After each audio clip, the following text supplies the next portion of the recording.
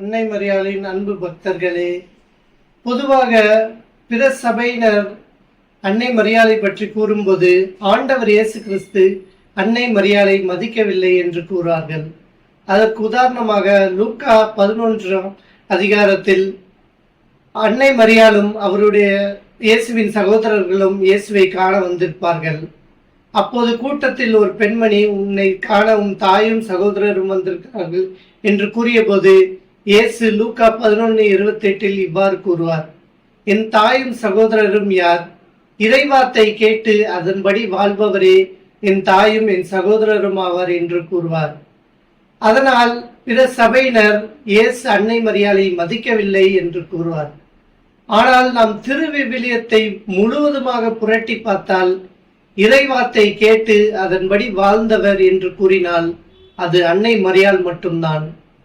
அன்னை மரியாள் கடவுளின் வார்த்தையை கேட்டபோது, இதோ ஆண்டவரின் அடிமை, உன் சொற்படியே என்று நிகழட்டும் என்று கூறி இறுதி வரை, ஏன் இன்றும் கடவுள் தமக்கு கூறிய செய்தியை நிறைவேற்றி கொண்டிருக்கிறார்.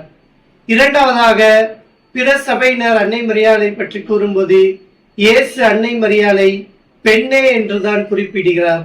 உதாரணமாக கானாவூர் திருமண விருந்தில் பெண்ணே தான் குறிப்பிடுகிறார். கல்வாரி மலையில் அவர் இறுதியாக கூறிய போது பெண்ணே இதோ உன்னது மகன் என்று குறிப்பிடுகிறார்.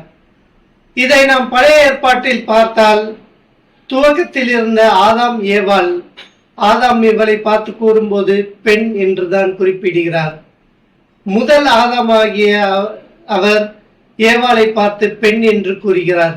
இங்கு இரண்டாம் ஆதாமாகிய நம் ஆண்டவர் இயேசு கிறிஸ்து இரண்டாம் ஏவாளாகிய அன்னை மரியாளை பார்த்து பெண் என்று கூறுகிறார். ஆங்கிலத்தில் லேடிஸ் என்று கூறுவார்கள். அது மரியாதையோடு குறிப்பிடுவது. எனவே முதல் ஏவாளால் பாவம் உலகத்தில் உண்டாகியது, இரண்டாவது ஏவாளால் மீட்பு உண்டாகியது. எனவே அன்னை மரியாளை நாம் பின்பற்றும் போது இயேசுவின் வழியில் தான் நடக்கிறோம். இயேசுவும் அதை நமக்கு தெளிவுபடுத்துகிறார். புனிதத்தில் நாம் வளர்வோம். ஆமேன்.